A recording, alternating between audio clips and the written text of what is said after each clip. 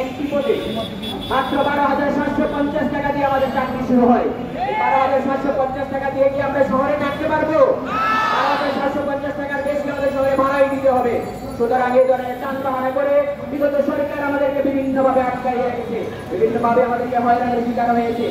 আমরা মনে করেছিলাম বৈষম্যমূলক আন্দোলনের পর যে বিপ্লবী সরকার এসেছে, এই বিপ্লবী সরকার আমাদের দাবি মেনে নিয়ে খুব শীঘ্রই আমাদেরকে আমাদের জন্মভূমিতে আমাদের গ্রামে সহায়তা করবে।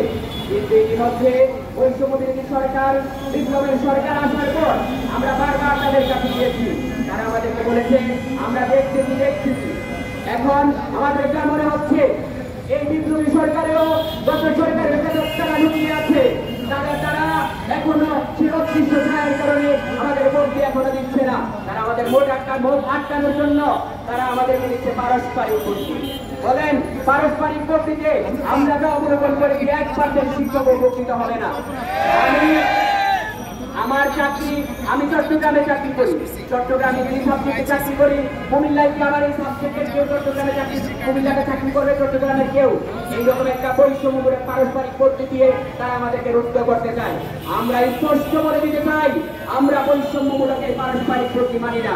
আমরা চাই অনতিবিলম্বে সার্বজনীন শূন্য করে ভর্তি চাই। যতক্ষণ পর্যন্ত আপনারা এই ভর্তি না দিবেন আমাদের এই ফেসলা ঢুকে রূপালীন্য হয়ে যাবে, শিক্ষকে ভরপুর হয়ে যাবে, জনসমাগমে পূর্ণ হয়ে যাবে। আমরা এই ফেসলা থেকে ভর্তির প্রজ্ঞাপন নিয়েই ফিরব, তার আগে আমরা ফিরব না।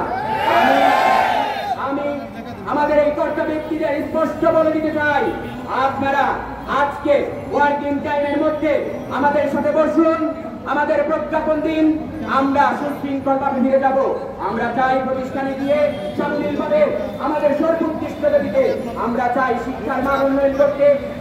আমরা শিক্ষক, সেই শিক্ষক মহান পেশায় আমরা নিয়োজিত। আমরা চাই আমাদের শিক্ষার্থীরা যেন বঞ্চিত না হয়।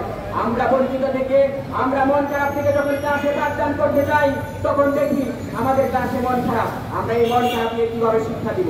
আমাদের নিয়োগ কুমিল্লা থেকে চট্টগ্রাম, রাজশাহী থেকে চট্টগ্রাম, ফেনী, কুমিল্লা, আমাদের ভাষাগত প্রবলেম হয়, ওইখানে আমাদের থাকার সমস্যা হয়, ওইখানে আমার খাওয়ার সমস্যা হয়।